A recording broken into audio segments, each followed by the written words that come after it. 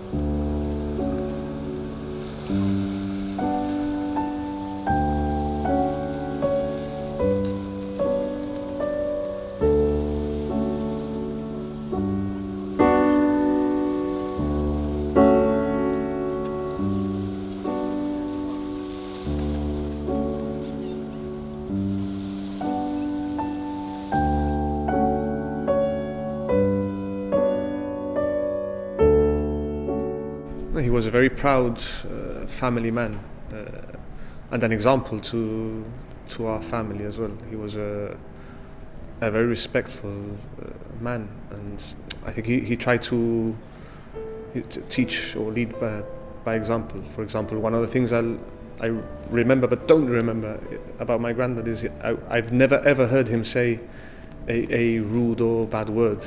He was that type of man. An old world gentleman. Exactly, sort of a true gentleman, if that makes sense. So that's the thing I remember the most about him, and that's, I think, what he tried to teach throughout his life, and I think it worked. I think he did a good job. He was very proud of his daughters and his grandchildren and his great grandchildren.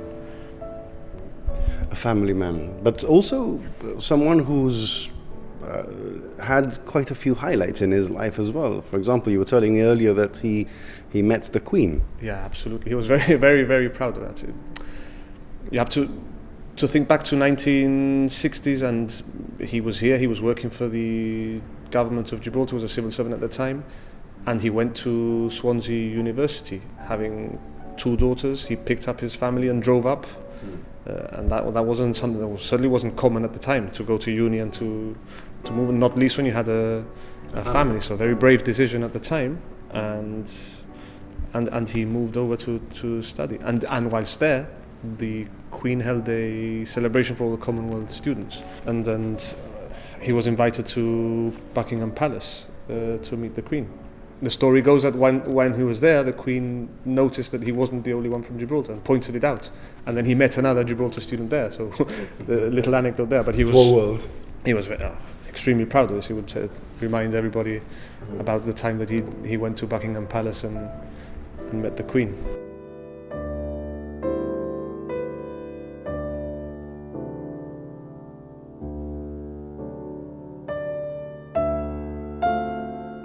We're sitting here at the Catalan Bay Social Club, which was his second home.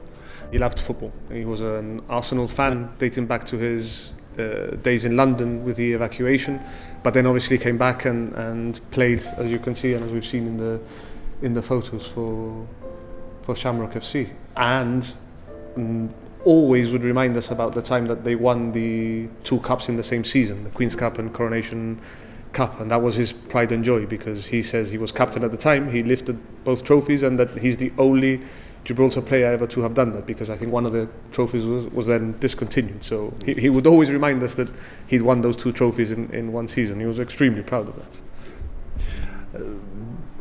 Tell us about the last days of his life, because you're a big family. He had regular visitors. He was a popular man up on Mount Alvernia, but then all of a sudden the pandemic came and he was on his own. Yeah, I think that's the hardest part to understand about everything that's happened. My granddad was obviously in Mount Alvernia in the last 2 years of his life, but he was visited every day. Certainly by his daughters would go every day to visit him, and in fact that was a highlight of his day. He wasn't a person who was there and certainly wasn't forgotten. And to remove that, those daily visits and take that out of his life, I think had a huge impact on both him and the family. So that's the worst thing to come to. Did you manage to keep in touch? He would get phone calls daily. I mean, he had a nephew in UK who was basically like a son to him and would practically call him every day. And the hardest part to understand of all this and everything that's happened is that the last few months were basically spent alone. And probably in fear as well. In fear and you know, how can you put into words what someone goes through, knowing that there's this illness that's affecting people of a certain age and that it might be you, and then knowing that you've got it and being there and going through it alone. I mean, it must be horrible. It must be devastating.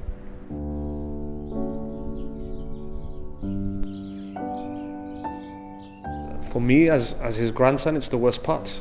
Is that I wasn't there when he was his final breaths, basically. And you still think of it like you weren't able to say goodbye, and it sounds cliche, but it's true. Those last goodbyes are what probably gives you closure in a sense, and that's taken away from you, and that's the hardest part of all of this. And when it comes to the funeral itself, he was a popular guy. That church would have been full, but it's limited to just a few people. Exactly. Yeah, it's the same thing. It's you don't get that closure. You get messages, you get calls from people saying, "I couldn't go because of the circumstances," and you understand it, and it just becomes a process instead of what's supposed to be an occasion where you're basically saying goodbye and going through the ceremony. It just becomes very mechanical because you're all there with the masks. You see they're counting numbers. People are being told to distance. It's certainly not what the occasion should be.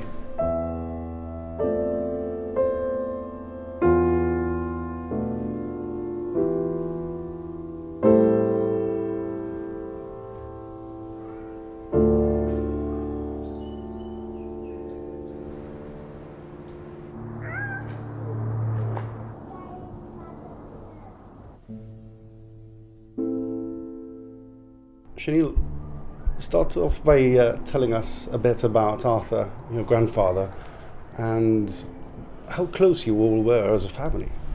I mean, we were all pretty close. We've all been together. We've all travelled together with him. We've all been on cruises. We've all travelled to, for example, America, the Mediterranean, everything. He was quite a passionate man. He was hardworking. He cared a lot for his family. He did what he could for us when we asked him for it. He was always there for my granny, and he was always there for all of us whenever we needed him. Honestly, he was such a caring person and would do anything for us, no matter what, know how hard it was. We had gotten a call at around 4 o'clock in the morning telling us he was in a really, really bad state, to the point where the oxygen wasn't working anymore, and it was just pumping too much oxygen, and it just wasn't, his lungs weren't reacting to it. My mum and my uncle went, and around at 9:30 in the morning we got the call that he had sadly passed away from COVID pneumonia. It was just too heartbreaking for us because we loved him so much and we didn't want to see him go, and we didn't notice it was COVID, and because he normally had a really bad cough around the time of December, so we just thought it was his cough again, but then when he got tested it was COVID, and he left to the hospital walking but then never came back out. But the entire family took it pretty hard because he was very close to all of us. He was there for all of us no matter what, and he always put a smile on our faces every day. The little ones, even my younger cousins, they took it as they tried not to speak as much about it because they are young, they don't know what's going on. But they do miss him sometimes because my little cousin, she sometimes goes and says, where's Grandpa? I want bang. I want bread, because they used to have bread always in the morning for breakfast, and she'd always come and eat bread with my grandpa. It was like a tradition thing, and living all together, I mean, we're thankful that we live all together because it just helped us and helped us get through it and be there for my granny who lost her husband, and us losing our grandfather, and my mum, my uncle and my auntie losing their dad. As a family, you've commemorated him in quite a special way with these shirt cushions. These cushions made out of his shirt. Tell us about that. Well, at first we didn't know how we would commemorate him. We had the funeral at my brother's birthday, so it was a bit of a hard push on it. But then my granny thought of cushions out of his shirts, so we would all have something commemorating of him. We also have bracelets as well with his writing and the day of his birth and death. His shirts are there for us to remember he was a great man, and it was good that we all get to keep one. She's currently still making more for the rest of the younger ones of the family, so they all have a little bit of a commemoration to my grandfather, and we'll always have those pillows dearly to hold to remember him.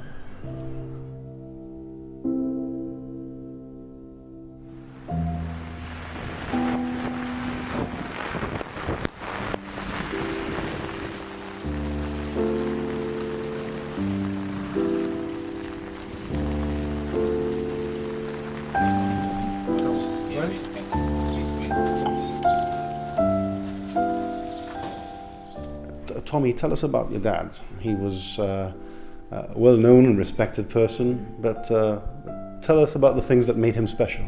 Bueno, I can sum it up in a nutshell. He was above all a devoted husband and a loving father. He was an accomplished sportsman, local sportsman, and he was a passionate mariner. He wanted to follow in the family tradition. Basically, I think it's for 4 or 5 generations of mariners, and he wanted obviously to follow suit. And from a very young age, he joined the RMAS as a cabin boy. But not happy with that, he wanted obviously to further his career and went over to Portsmouth. And I believe he became one of the youngest Royal Maritime Auxiliary captains in the history. So. Yes. His life could have taken a very different turn, couldn't it? He very nearly became a professional footballer. Yes, that's true. He went over to Seville for some trials with his cousin, and he was successful. In actual fact, he played against Huelva, and he actually scored a goal. At the time, he was already engaged to my mum, and he was already committed to furthering his career in the Navy. So he decided, for the long term, sort of Very much a family man as well, as you all are. You're all a very close-knit family. Yeah, that's correct. And him in particular, he was the person who used to prepare Sunday meals religiously, and no pun intended. But yes, everything revolved around family life. He loved spending time with us. And in his later years in particular with his grandchildren as well, which were a great source of happiness to him.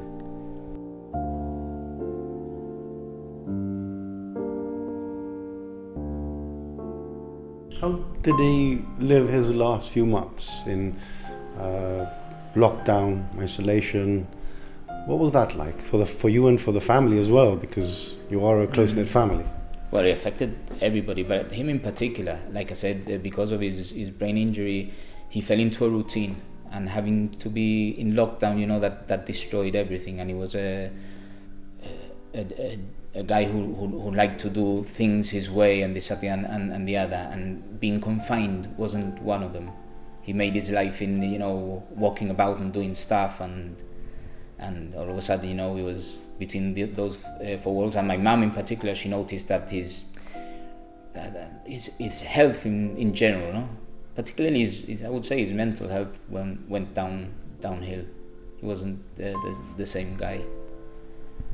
When you found out that he'd tested positive for COVID? Well, initially we weren't all that concerned, to be frank. This is a guy who came back from death just 10 years before. Literally, they had to zap him back about 5 times, and at that point we thought that the guy was, indestructible. But it came at a time where it wasn't only him, it was my mum and my grandparents. All of them got COVID, and all of them ended up in hospital. And for a while, he wasn't doing all that bad.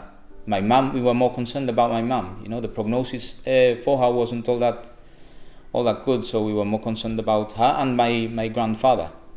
But they managed to not sail through it, but get over the hump, the dangerous part, whereby he didn't.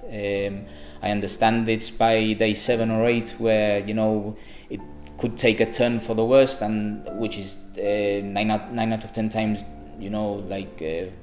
not fatal, but quite dangerous and concerning. And unfortunately, he never made it. We saw a very, very rapid deterioration within, I would say, hours rather than days. So it was just shocking. From having, they told us that they had moved him up into the ICU because of his low SATs, but they just kept falling to the point where he was receiving 95% oxygen, which is way above, what they normally do. This is like, somebody explained, it's like having a hairdryer stuck in your mouth full blast, and you're trying to cope with the taking the air in and all that trauma.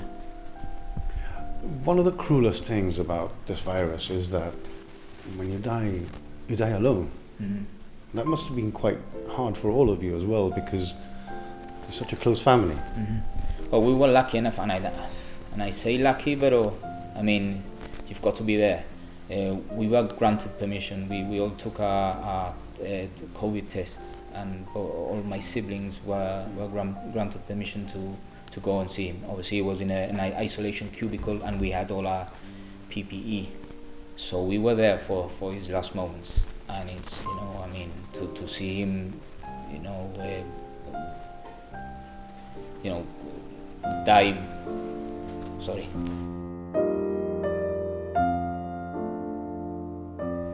To see him fade away, basically, and you can't do anything about it. You cannot comfort him. You cannot say anything. That was particularly hard. But again, we were close in the family. We were all there for each other, and he deserved for us to be there, no matter how hard it was for us. I must say at this point that I'm very, very grateful to all the nursing staff, particularly in the ICU, and these two ladies, which I really do apologize. I caught up in the moment. I never got their names, but they were two angels. They went in. They stood by him whilst he fought for his last breath, and held his hand and stroked his hair, and did what we couldn't do. So we are ever so grateful for that, and obviously would like to convey that to them.